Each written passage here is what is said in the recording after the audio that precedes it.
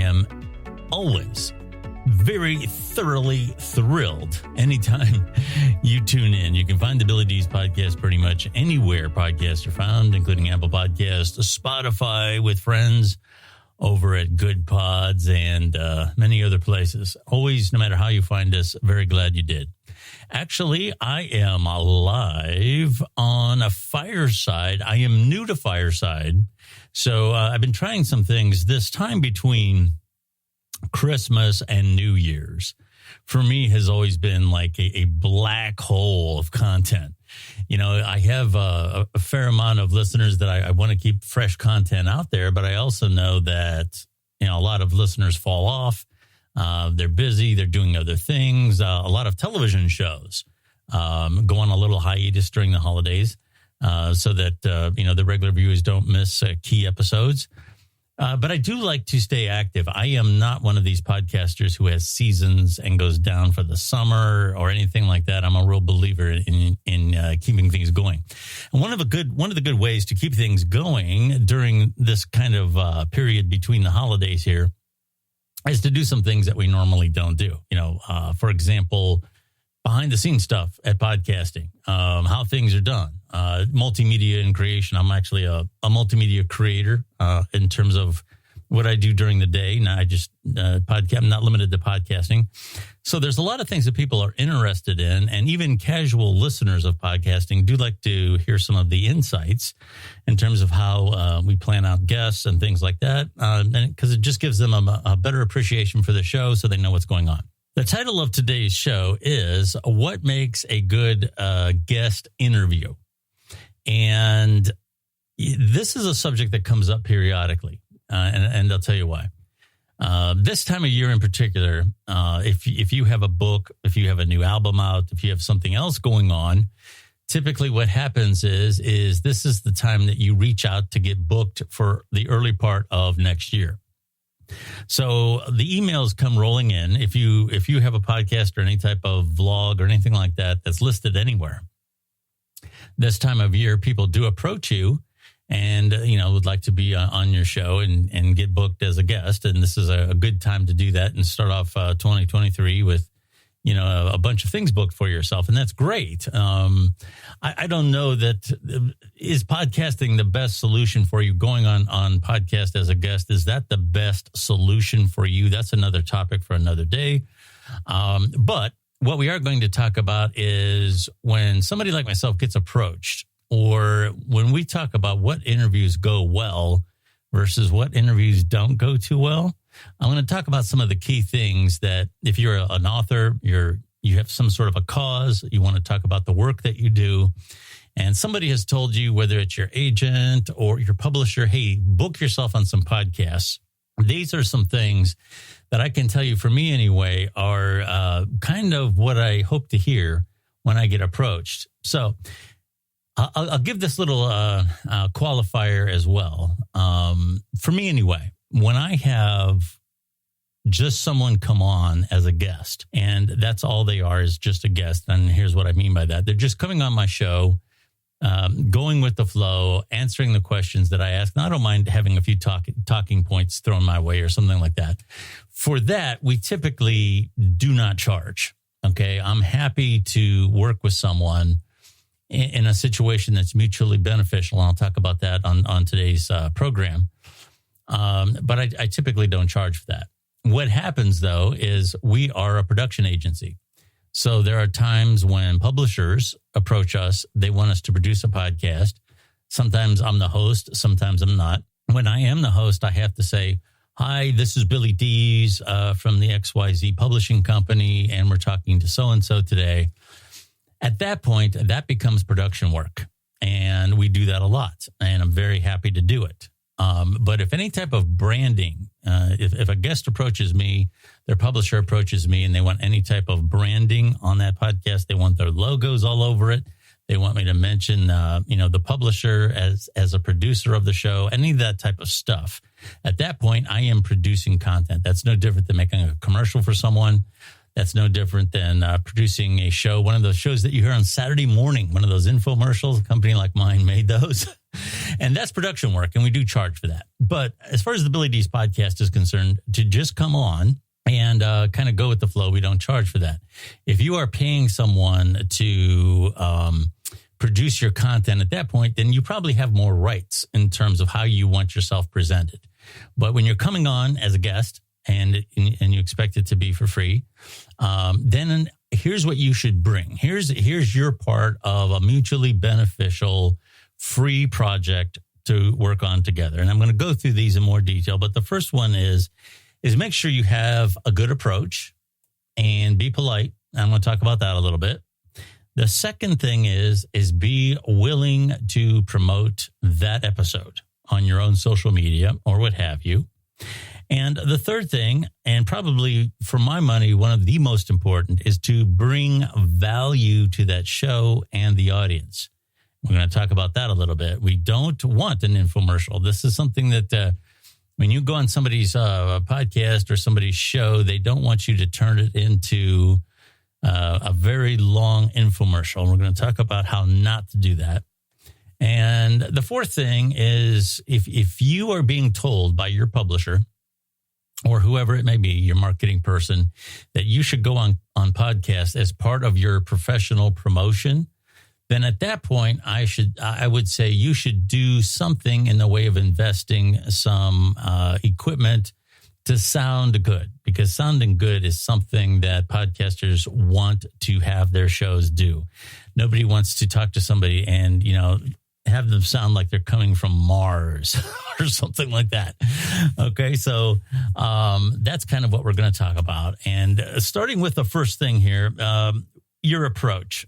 A show like mine, and I say this immodestly, there's no way that we can have all the people that approach us, or that's all we would be doing. Okay, so what makes if you're approaching a show that has a lot of listeners, have bookings, weeks and months ahead.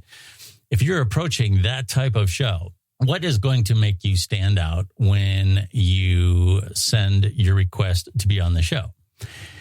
And I'm not kidding. I get emails and I get direct messages from people on social media who want to be a guest on the podcast. And they say something like this: what does it take to be on your show? I mean, that's what comes through. No hello, no, nothing. Just what does it take to be on your show? And I would have to say that that's close to 50%. Something in that tone, something that maybe not those exact words, but something with that tone represents roughly 50% of the approaches that I get.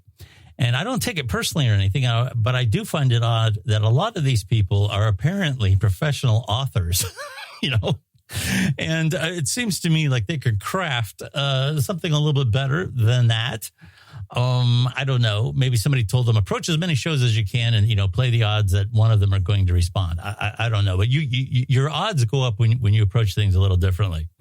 The one thing you want to do, obviously, is have a greeting that's better than that. And talk a little bit about your content and, what it is that you do, whether it's your book and the subject matter. You don't have to go into a lengthy thing, but I'm an author.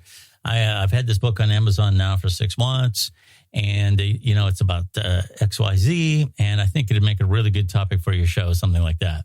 And that's kind of where your objectives come through. Here's what I would like to do by being a guest on your podcast, and kind of lay out, these are the kinds of things I want to talk about. And here's how I'm going to bring value to your podcast, and kind of indicate that you've listened to the show. I've listened to your show, and I really like the way you do this, or I really like the way you do that. And I feel like this would make a good fit.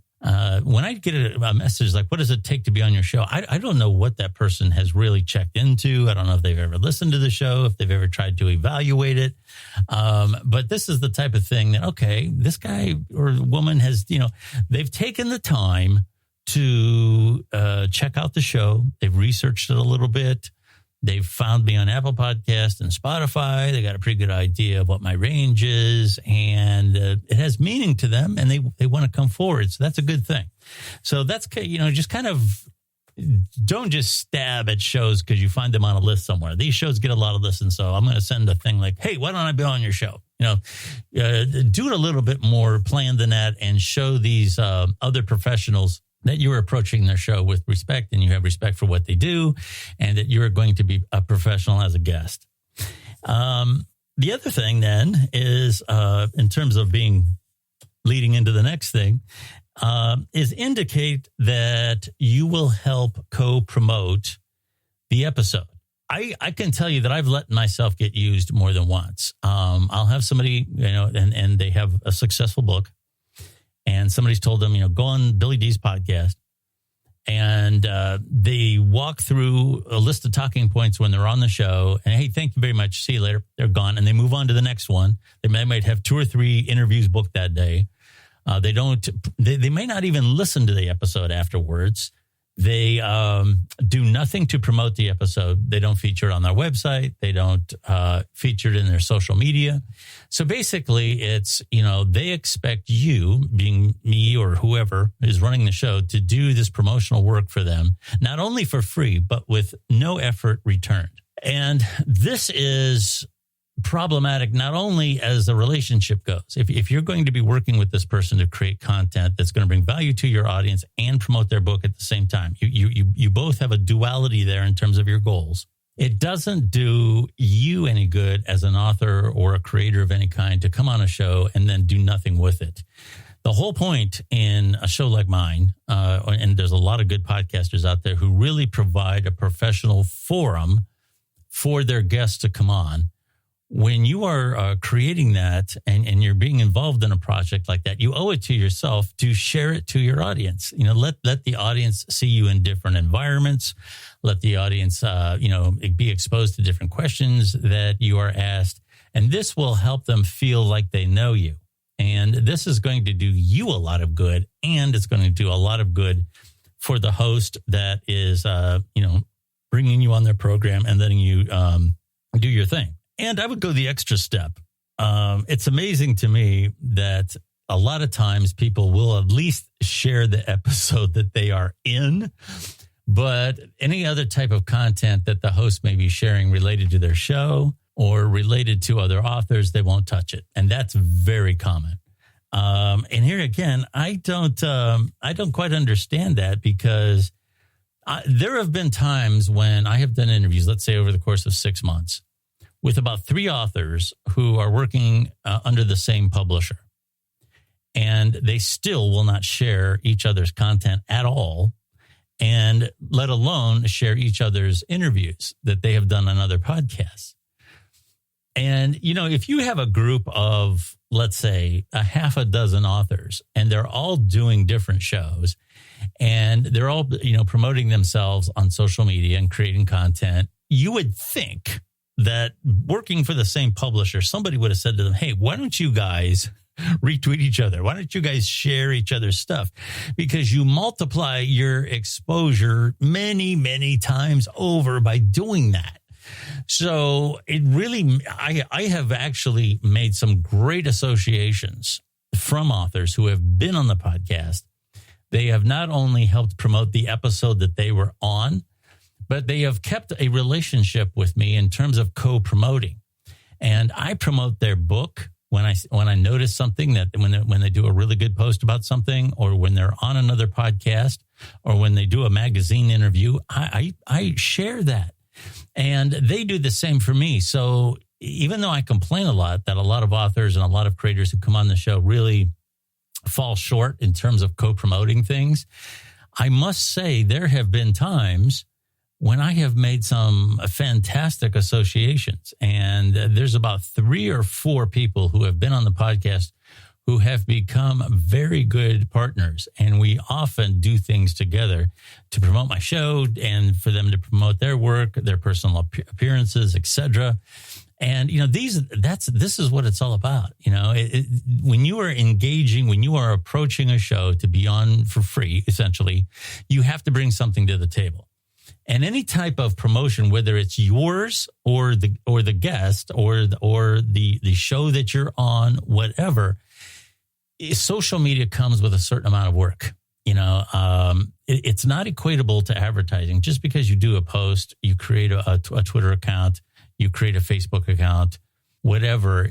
As a business owner, as a creator, whatever business that you are in, you're going to have to get your hands dirty. And what I mean by that is you yourself are going to have to create content. You're going to have to share content. You're going to have to engage with your audience. And you're either going to have to do it yourself or you're going to have to pay someone to do it. It just doesn't happen on its own. When I first started in this business years ago, I won't mention any years, but let's say early 90s, the radio business back then, there was a formula, just like there is for direct mail.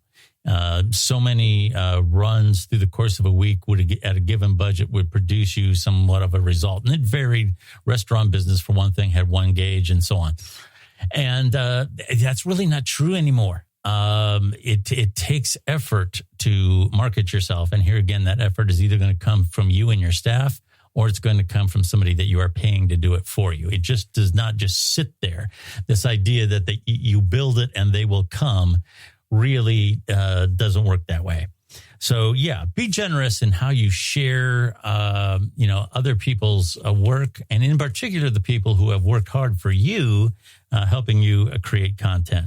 The next thing we're going to talk about is bringing value. And let's say I'm going to talk about authors because that's my wheelhouse. I have a lot of authors on the program. And a lot of times, especially when they are not particularly experienced in going on shows, their publisher, whoever has pointed them in my direction, the first thing that they want to do is read a passage from their book. And I understand, a lot of times when these authors do book signings and personal appearances and things like that, they want to do read a little passage. And people who come to book signings and book readings and all those things want to hear those types of things.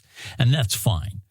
But for me personally, I don't like to hear people reading on my show anyway. That's just something that that's not the angle that I like when it comes to creating content. What I really want to have happen is if this author can provide some value to an audience that may not be interested in their book, that's what's really going to work. That's what's really going to work for my general audience. And actually, in the long run, it's going to work better for them promoting their book with people who may want to buy their book. Something like tips on writing, that's something that readers enjoy hearing insights about and other authors enjoy hearing. And here again, the more you can expand your base, especially through social media, the more that it will help you. Another thing I like authors to share is what inspires them. Sometimes people have had a traumatic experience and this inspired them to maybe write a book about their experience or maybe write a fictional story that they could somehow illustrate what they went through. These are all things that really will help you connect with the audience. If the audience likes you, Johnny Carson, I believe, once said that likability in this business is 90% of the work. And if you can create an image of yourself, something about the journey that you've been through, you're essentially creating a brand. Ernest Hemingway is a brand as much as he is an author.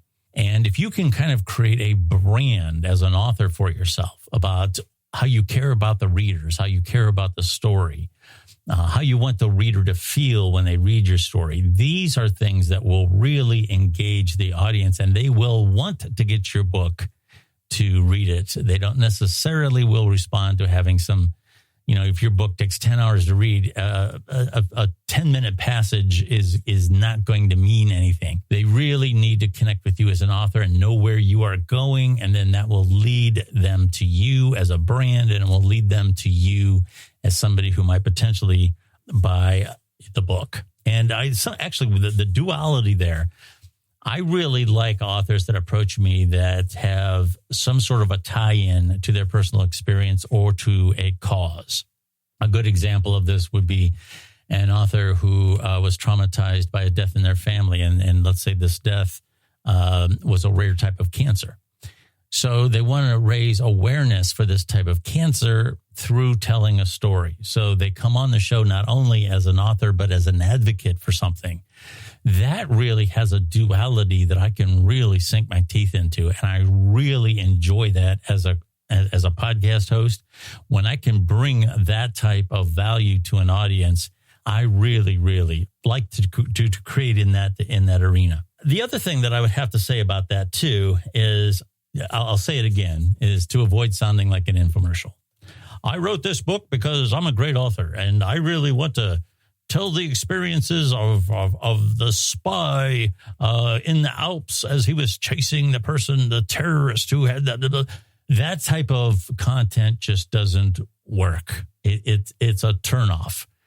So even though a lot of times I will produce infomercials for Saturday morning radio, one of the things I will always tell my client is let's avoid sounding like an infomercial. Let's bring some objective information into this so that people can recognize it as having a value. People do not recognize advertisements as having a value. They just don't. And not that there isn't a place for advertising, but a long form content is not where it's at for me.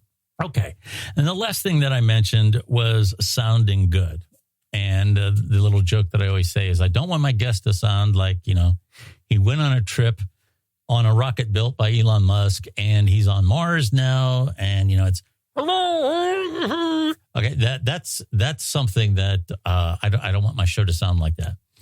I've been a professional audio creator for a long time, and I take a lot of pride in having a show that sounds every bit, if not exceeding, broadcast quality. Okay. Now, I don't expect guests to pay a fortune and buy a bunch of expensive stuff just to be on my program. That's not what I'm saying, but there are a few things that you can do to ensure that you sound reasonably good. And one of those things is get a microphone. And here again, it doesn't have to be expensive. You can buy it online, one of those $40 or $50 specials. They're typically not extraordinary in terms of what a professional is going to be looking for. But what a microphone will do for you is get the microphone close to your mouth. I get approached by a lot of authors and I tell them, do you have a headset or something? Yeah. And then the day comes, we set up to do the interview and they're just talking into an open-faced computer. And I've said, well, I thought you said you had a microphone. Yeah, I spent $2,000 in this computer. I don't need a microphone. And that has nothing to do. You bought a computer, not a sound studio. And talking into an open-faced laptop, a lot of times in a bad environment, you're on the island that's in your kitchen, hard surfaces all over the place. It sounds like you're in the cave somewhere, echoey. It's just no. That's not how I want my podcast to sound. And here again, buying an inexpensive microphone is not a big investment. If part of your marketing plan, your publisher, whoever has told you, hey, go on podcast, and that's part of a very important part of what you're doing, it's not a bad investment to buy some sort of a decent microphone. It doesn't have to be expensive, but something that you can mount, something you can get close to your mouth, so you don't sound like you're down the hall. That makes a big difference. And I'm also a big fan of what is called the proximity effect. And the proximity effect is kind of an effect like this. It's very like I'm leaning right over and we're sitting next to each other and I'm leaning over.